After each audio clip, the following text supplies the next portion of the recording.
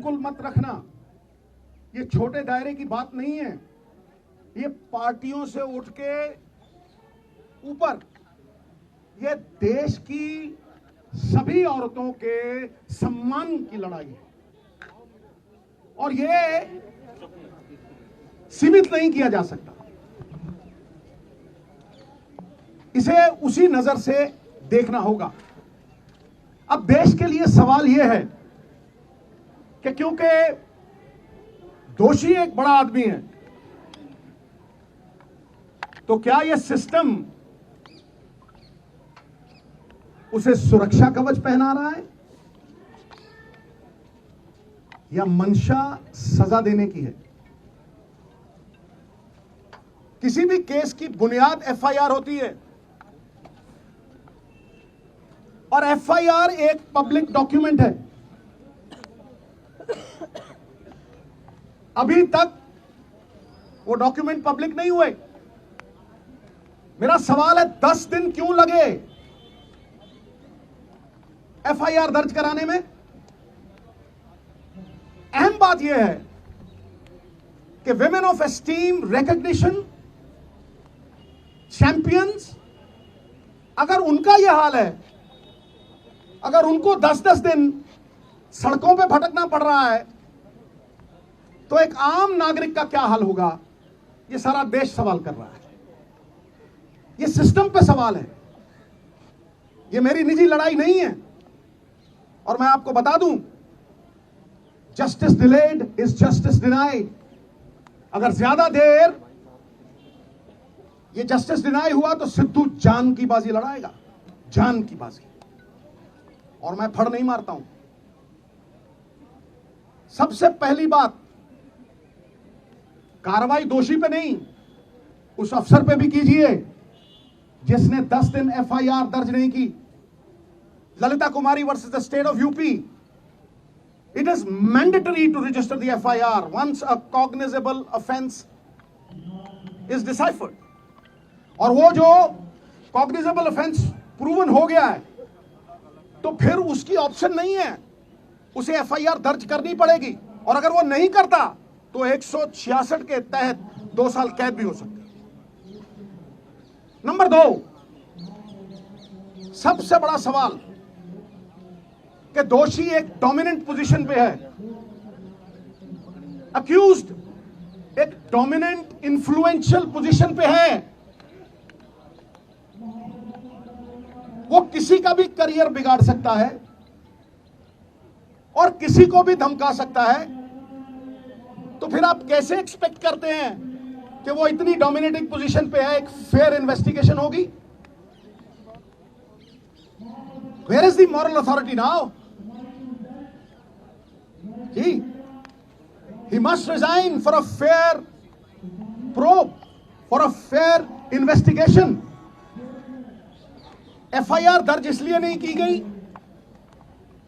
Committee बनाने का मतलब पूरा देश समझता है। You are sweeping things under the carpet. FIR का मतलब, इसका कमेटी का मतलब क्या है कि ठंडे बस्ते में डाल दो, भटकने दो और देरी करो, डिले करो, दिल्ली डाली। कितनी कमेटियों ने सजा दी है भाई? फिर अहम सवाल जिस पे मैं आ रहा हूं, सबसे महत्वपूर्ण सवाल, अब जो एफआईआर हुई है और कोर्ट की प्रोसीडिंग से मैं पूरी तरह से कन्विंस्ड हूं, वो पॉस्को एक्ट के तहत हुई है। पॉस्को में, POCSO is not a bailable offence. जब वो बेलेबल ऑफेंस नहीं है, किस धारा के तहत किया है? आप माइल्ड एफआईआर तो नहीं कर रहे उसे क्लीन चिट देने के लिए, बैकडोर एग्जिट देने के लिए। बताइए किस धारा के तहत आपने वो किया है? और क्योंकि वो माइनर की कंप्लेंट है, उसमें कंसेंट मैटर नहीं करती। मिनिमम सजा 3 से 5 साल है। अरेस्ट क्यों नहीं हुई? I am asking the question, ये अरेस्ट क्यों नहीं हुई? और सबसे बड़ी बात, इस बात को मैं आपको विनती कर रहा हूं, इस बात को मैं चिल्ला चिल्ला के कह रहा हूं कि अगर आप सच तक पहुंचना चाहते हैं, अगर आप तथ्यों तक पहुंचना चाहते हैं, you want to uncover the truth, तो जैसे बाकियों की होती है, custodial interrogation is a must. पकड़ो जैसे होता है, अरेस्ट करो, और कस्टोडियल इंटेरोगेशन, वरना it is a meaningless exercise, फिर उसका कोई फायदा नहीं है। बारंबार 10 दिन भटकाते रहे हो,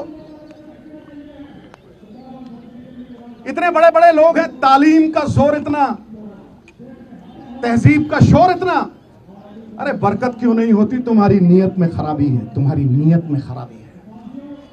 और देवताओं की नीयत में भी आ जाए अगर फर्क, नजारा चाहे जन्नत का क्यों ना हो जाएगा गर्क।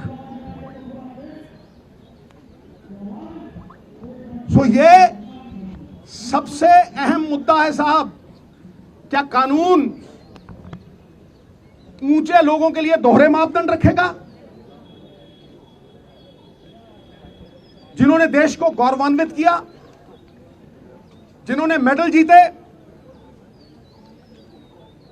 will you belittle them in front of a nation of 140 crores? Why is this happening? अरे जिनके मत से बनती हैं सरकारें, खेल जगत के चमकते हुए सितारे आज सड़कों पे दर बदर भटक रहे बेचारे। क्यों? Is the law different for the high and the mighty? It cannot be. Resignation होना चाहिए,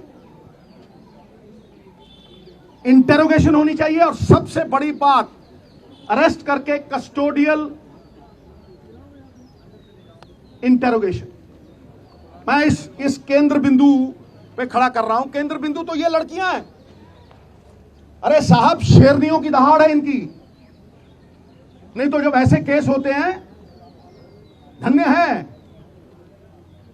हमारी संस्कृति, कितने ही बब्बर शेर हो जाए, सवारी तो दुर्गा ही करती है, समझे?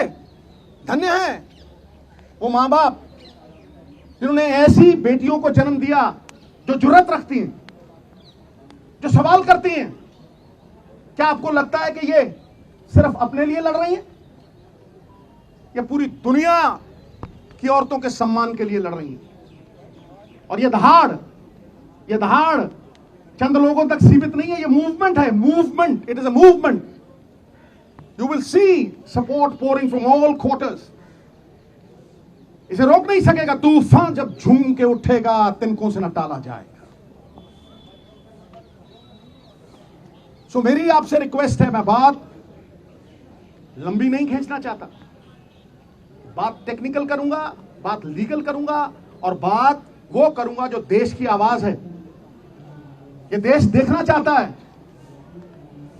कि दोहरे मापदंड क्यों हैं बड़े लोगों